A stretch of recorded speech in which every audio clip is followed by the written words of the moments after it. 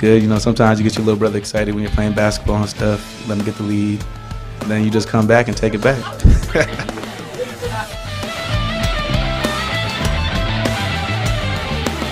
Back, Bitter Rivals, Ted and Tom. Okay, good win for Sparty on Saturday, okay? But my daughter, who's a sophomore at Michigan State, Kelsey, is very frustrated because her fellow students in the student section at Michigan State proves that this is not a football school. They show up late, it's senior day, and by the time the seniors go down to greet the students as they traditionally do and sing the fight song, there's hardly any students there. You were a basketball school at Michigan State.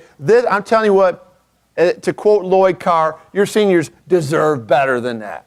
I gotta agree. I mean, I cannot argue. As you can see from the photos that I took at the game, the lower bowl was representative for the first half. There was probably 2 rows at the top that weren't filled. But again, the whole upper deck was empty for the most part.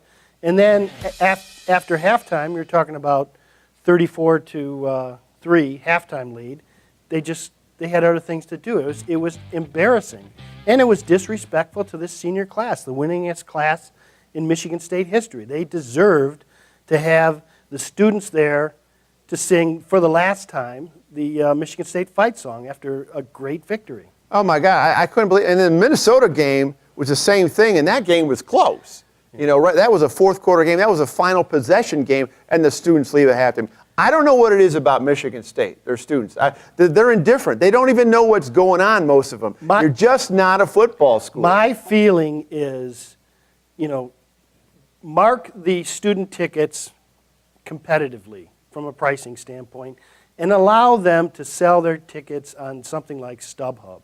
In that case, at least someone who wants to be at the game is going to be there. If a student doesn't want to go to the game and they want to sell their tickets, they should be able to sell their tickets, because I can tell you my section 24 in that stadium has been filled the entire season, but it's not always with the same people.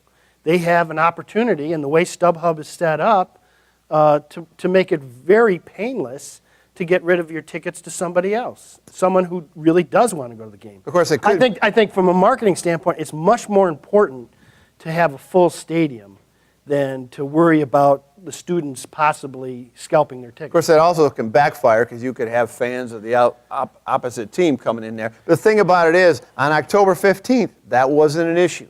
This is a one-game student body.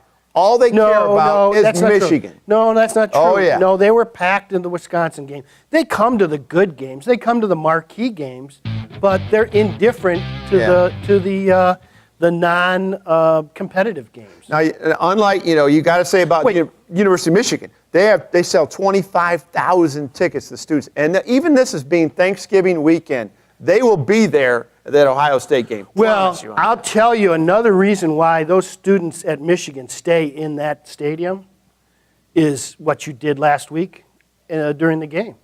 You put Pac-Man up on your beautiful widescreen HD TV. Power is out just temporarily. Waka, waka, waka, waka.